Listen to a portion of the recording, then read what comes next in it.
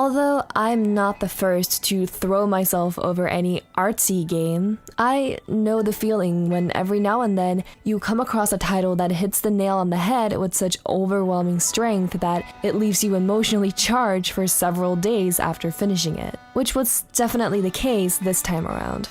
Gris is a 2018 adventure platformer whose name I can only assume was most likely derived from the French word for the color gray, as opposed to being an alternative spelling of the word Gris. And because up here in Northern Europe, it means pig, which leads me to feel as if the French variation is a bit more plausible.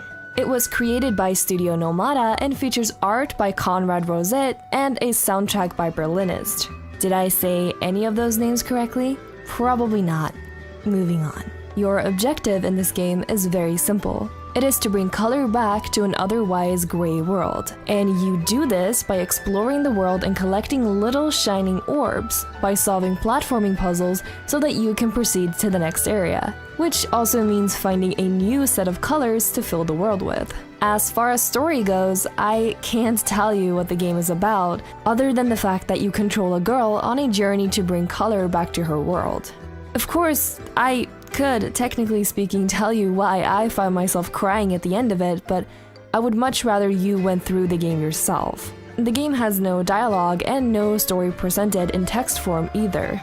All storytelling that occurs is told visually and through certain musical cues, which makes for a very personal experience. This type of art game is just the type of thing that exists for each and every one of us to interpret in our own way, and this title is no exception. Although the game is a platformer, it's not particularly difficult. There's no high-skill platforming action going on, but that's also not what the game is trying to do either. Some of the puzzles might have you scratching your head for a bit, but overall, there are no weird difficulty spikes or puzzles with completely phony solutions. The game is very good at easing you into it, but it gets progressively more complex as you go. But as it gets more difficult, you also discover more abilities that you can learn, which in turn leads to more creative solutions for your puzzles. Overall, it is not a very long experience. It's around 2.5 hours long or so, depending on how fast you're able to solve the puzzles, of course. But just getting to look at these stunning visuals for 2 hours is beyond worth the price.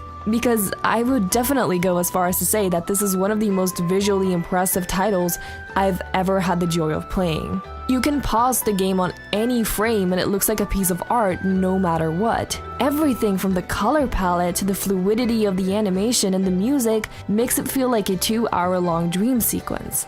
The soundtrack for this game is special for sure because music plays a big part in the experience, or humming in particular. For a game that's only about 2.5 hours long, it has a soundtrack that is over an hour long, meaning that each area not only has a new song, but they're also full tracks.